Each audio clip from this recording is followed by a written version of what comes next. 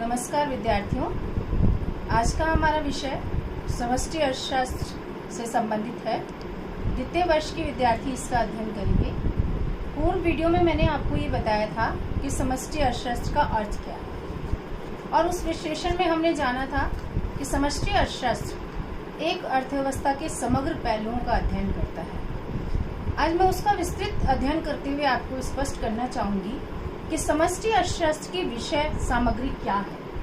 इन अर्थों में हम ये कहते हैं कि समष्टि अर्थशास्त्र अर्थव्यवस्था के विभिन्न आयामों को छूता है और विश्लेषण करता है, जिसमें हम कहते हैं उसके मुख्य जो विषय सामग्री है वो संबंधित है आय एवं रोजगार के सिद्धांत से, सामान्य कीमत स्तर एवं मुद्रास्फीति के सिद्धांत से, आर्थिक विकास के सिद्धांत से, भुगतान शेष तथा विदेशी विनिमय दर निर्धारण के सिद्धांतों से और राजकोषीय एवं मौद्रिक नीतियों के विश्लेषण से।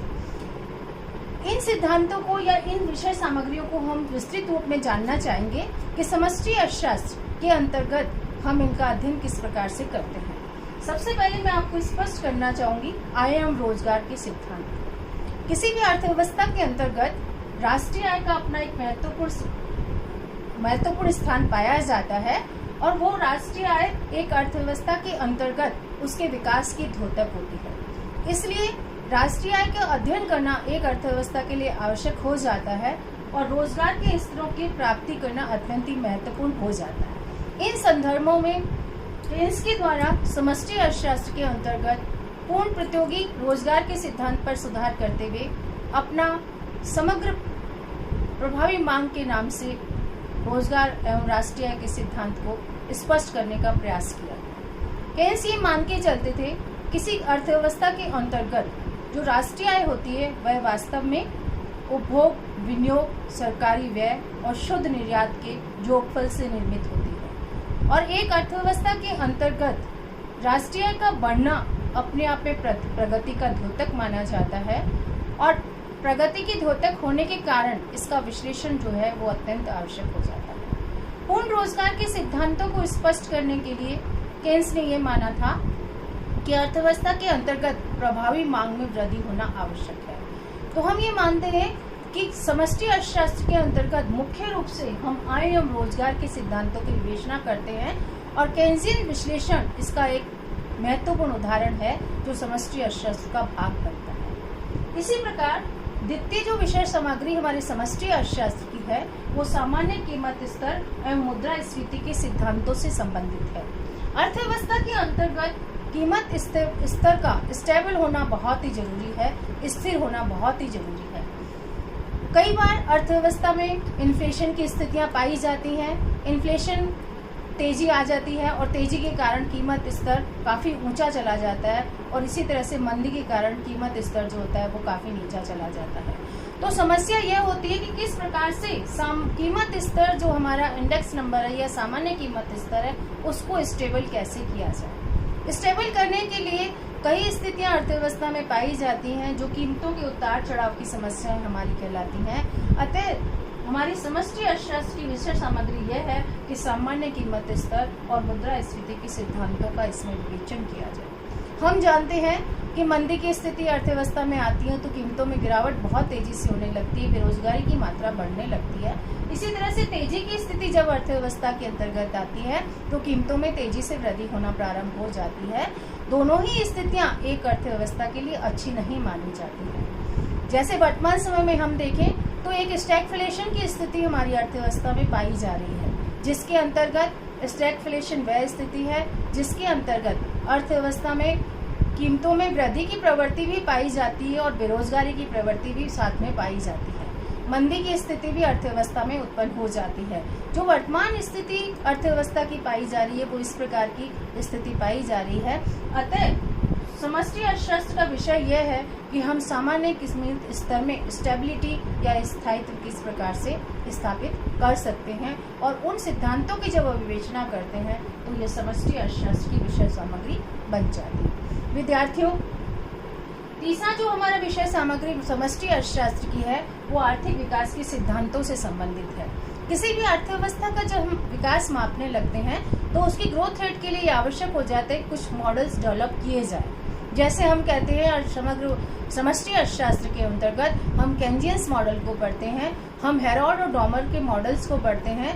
आर्थिक विकास की मॉडल इस बात की विवेचना करते हैं कि कौन सी ग्रोथ रेट ऐसी होगी, कौन सी विकास की दर ऐसी होगी जिसपे अर्थव्यवस्था में स्टेबिलिटी की प्राप्ति की जा सकती है, विकास की दरों को मेजर किया जा सकता है। तो हेरोल्ड और डॉमर के मॉडल, केन्जियंस मॉडल समष्टि अर्थशास्त्र के अंतर्गत आर्थिक विकास के महत्वपूर्ण मॉडल माने जाते हैं, जिनका उद्देश्य अल्पविकसित राष्ट्रों के अंतर्गत निर्धनता के कुचक्रों को तोड़ते हुए स्टेबल विकास की दरों की प्राप्ति करना है। ऐसी विकास की दर प्राप्त करना है ताकि विकास के लक्ष्यों को, स्थायी विकास के लक्ष्यों को प्राप्त किया जा सके। इसका भी अध्ययन हम इसके अंतर्गत करते हैं, समष्टि अर्थशास्त्र की विषय सामग्री के अंतर्गत करते हैं। इसी प्रकार से मैं ध्यान आकर्षित करना चाहूंगी विद्यार्थियों आपका इस बात पर कि भुगतान शेष तथा विदेशी विनिमय दर निर्धारण के सिद्धांतों की विवेचना भी जो हम करने लगते हैं तो भी ये किसका विषय बन जाते हैं, समष्टि अर्थशास्त्र की विषय सामग्री बन जाते हैं। भुगतान शेष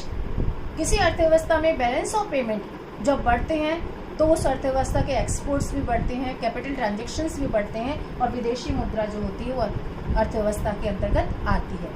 इसी प्रकार भुगतान शेष यदि हमारे बैलेंस ऑफ पेमेंट यदि हमारे घाटे के हो जाते हैं तो हमें आयात अधिक मात्रा में करने पड़ते हैं, विदेशी मुद्रा हमारे यहाँ से जाना शुरू हो जाती है।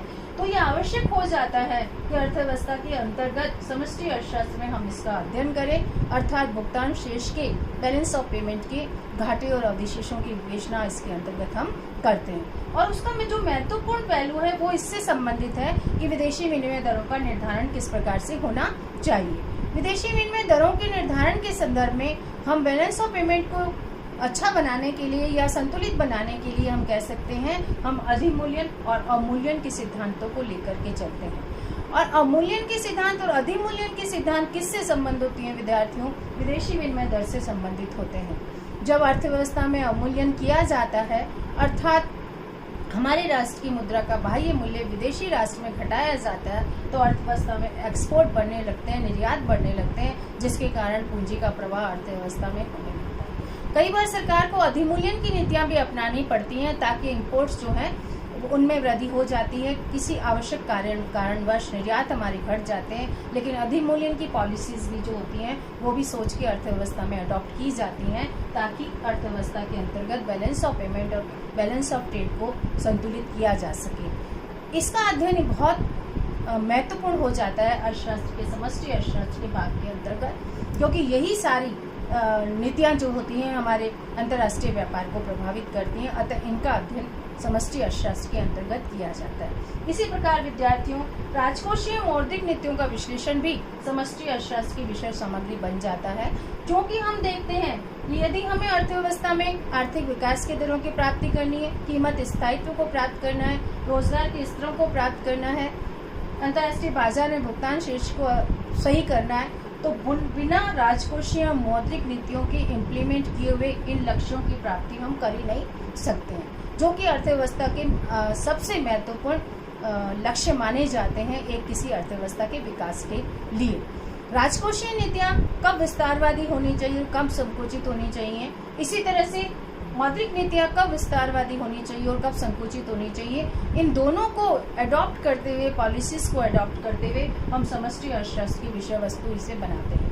वर्तमान विश्व अर्थव्यवस्था के अंतर्गत या भारतीय अर्थव्यवस्था के अंतर्गत हम देखते हैं कि जो अर्थव्यवस्था की स्थिति चल रही है उसके अनुसार सरकार क्या कर रही है, राजकोषीय नीतियों को इम्प्लीमेंट में ला रही है और इम्प्लीमेंट करते हुए राजकोषीय नीतियों के माध्यम से राज्य सरकार सार्वजनिक विनियोगों में वृद्धि कर रही है ताकि सभी को रोजगार प्राप्त हो सके और जो मंदी की स्थिति वर्तमान में अर्थव्यवस्था में प्रारंभ हो चुकी है उससे हम निजात पा सकें। इसी प्रकार मौद्रिक नीतियों को भी विस्तारवादी बनाया जा रहा है ताकि मुद्रा की सप्लाई अर्थव्यवस्था में अधिक मात्रा में हो सके। इसके लिए ब्याज की दरों में, बैंक दरों में कमी की जा रही है और इस लक्ष्य को प्राप्ति हम कर रहे हैं ताकि अर्थव्यवस्था को जिस वर्तमान अर्थव्यवस्था में जिसमें हम जी रहे हैं उसके दुष्परिणामों से बचा जा सके। इसलिए विद्यार्थियों पुनः रिपीट करना चाहूंगी कि एक अर्थव्यवस्था में समष्टि अर्थशास्त्र की विषय सामग्री क्या होती है, उसका अध्ययन आपके लिए बहुत महत्वपूर्ण है।